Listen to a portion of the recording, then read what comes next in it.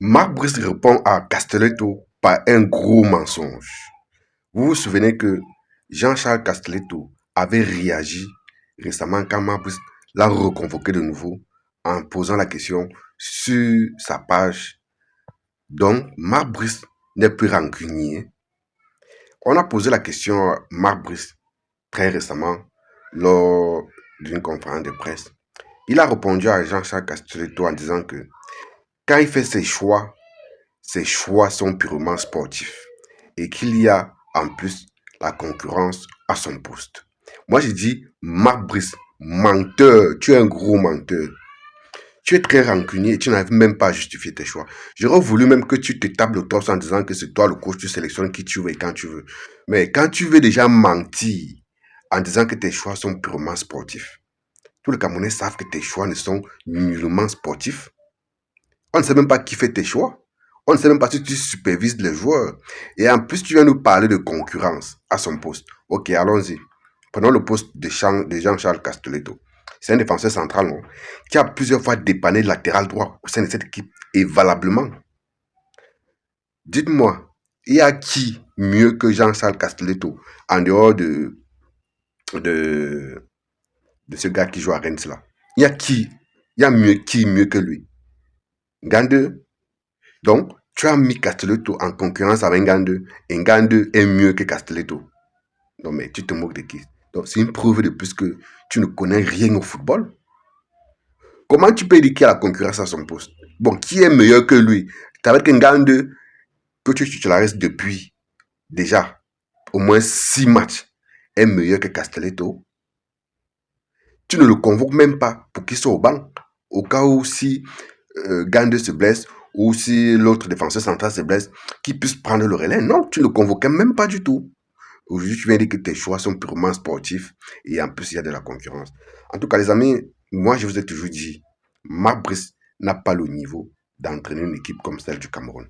Ceux qui ont installé Marc Brice à la tête de ces sélections savent pourquoi. C'est pour la mafia. Voilà qu'ils ont ouvert complètement un comptoir de commerce de joueurs au sein de cette équipe actuellement. Les gars ont fait une liste qui n'a ni queue ni tête.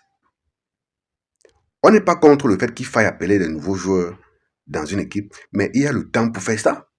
Nous sommes à quelques mois seulement, je crois à peine 4 mois pour la Coupe d'Afrique des Nations.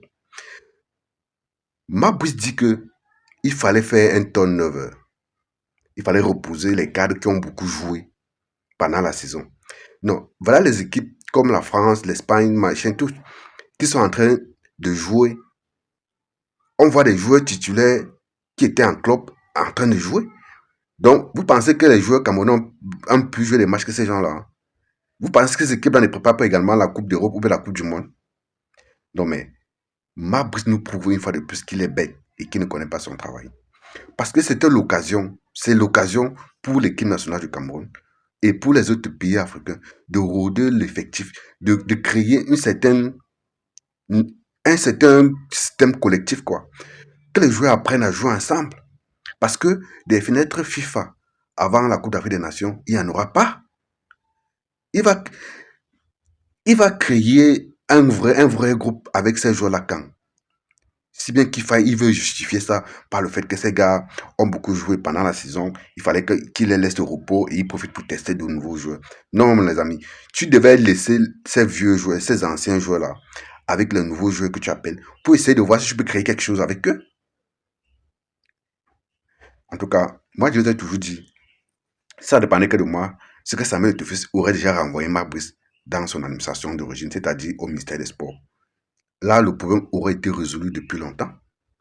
Un coach qui vient dire, oh, il y a la concurrence à son poste et ses choix sont purement sportifs.